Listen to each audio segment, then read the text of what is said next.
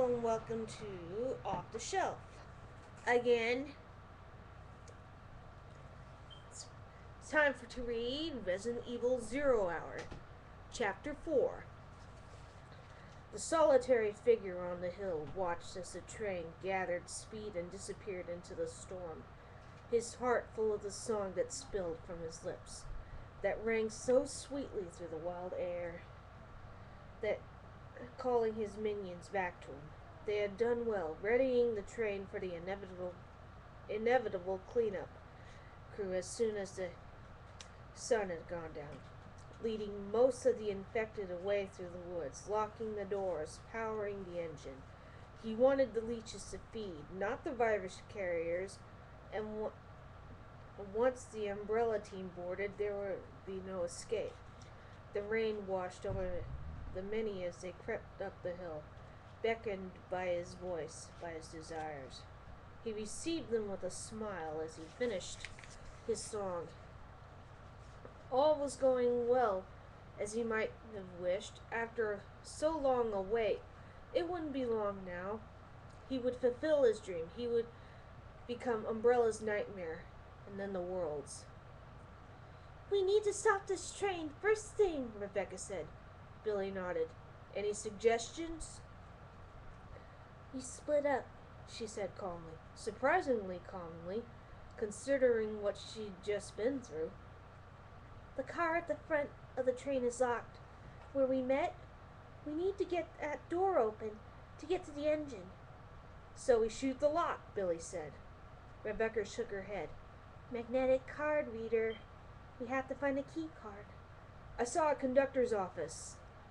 "Locked," Rebecca said. "We'll have to dig up one ourselves." "This could take a while," Billy said. "We should stick together." "It'll take us twice as long, and I'd rather get off this thing before it ends up wherever it's going." As much as he didn't want to wander the train alone, he didn't want her to wander it alone. He couldn't argue with the logic. I'll start at the back. Work forward," she said. "You take the second floor. We'll meet at the front." "Bossy little thing, aren't you?" he thought, but kept it to himself. At some point in the not-too-distant future, she might be the only thing keeping him from becoming somebody's lunch. "And I will shoot you if you try anything funny," she added. Billy started to snap back at her, then she saw the shine in her eyes. She wasn't serious, not entirely. She nodded at his weapon. "You need ammo for that thing?" "I'm good," he said. "You?" Another nod, and she started for the door. When she reached it, she turned back. "Thanks," she said, motioning vaguely toward the back of the car. "I owe you." Before he could answer, she was gone. Billy stared after her a moment, somewhat amazed by her willingness to face the train's dangers on her own. Had he been so brave when he was her age? It's called denial of morality. When you're that young, he thought. Yeah, he thought he'd live forever then, too.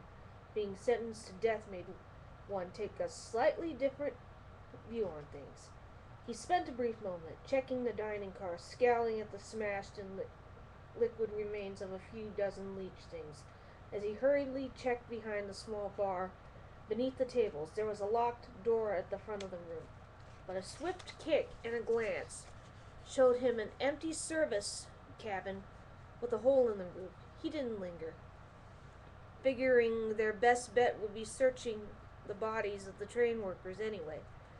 He headed down the stairs, pausing at the bottom a moment, looking toward the rear of the train before continuing on. Rebecca Chambers seemed capable of taking care of herself.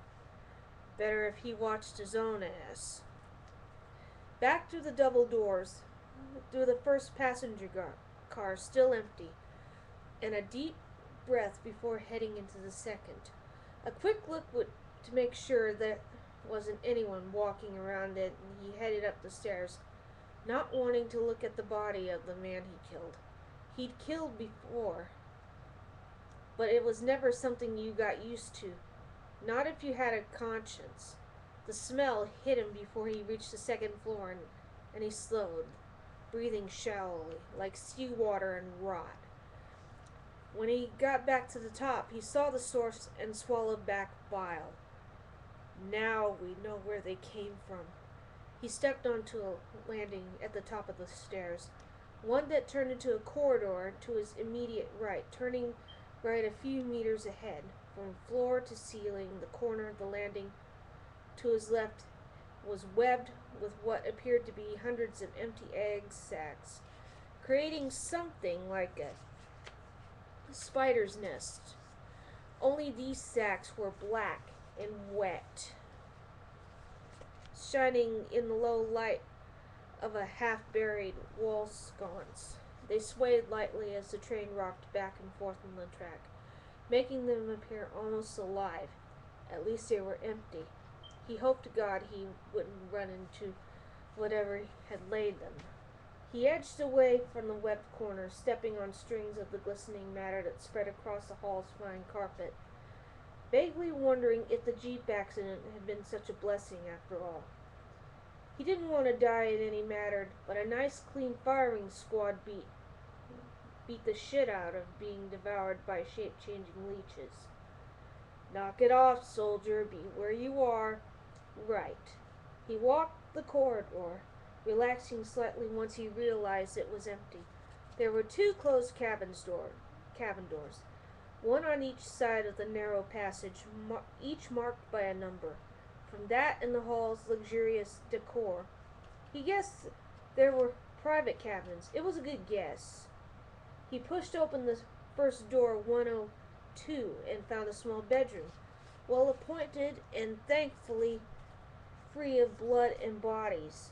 Unfortunately, there wasn't much else either, though he did find a clutter of personal belongings in the tiny closet. There were papers, a clutch of photographs, a jewelry box. He opened the box, revealing a silver ring. Unusual in design, it looked like a single part of one of those interlocking ring sets, notched and warped in a distinct pattern, and since he wasn't jewelry shopping, he put it back, heading out to the next cabin. When he opened the door 101, he felt a rush of hope. There, lying on the floor like a gift, was a shotgun. Billy scooped it up and cracked it, his hope turning to a guarded happiness. It was a Western over-under, loaded with two 12-gauge shells. Further searching turned up another handful of shells, though no key card.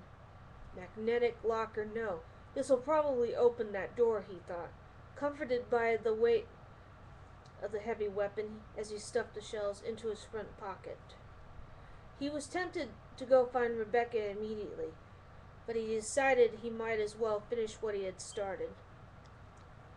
There was a door at the end of the hall, presumably leading to the next car's second floor, and it would lead him closer to the front of the train anyway.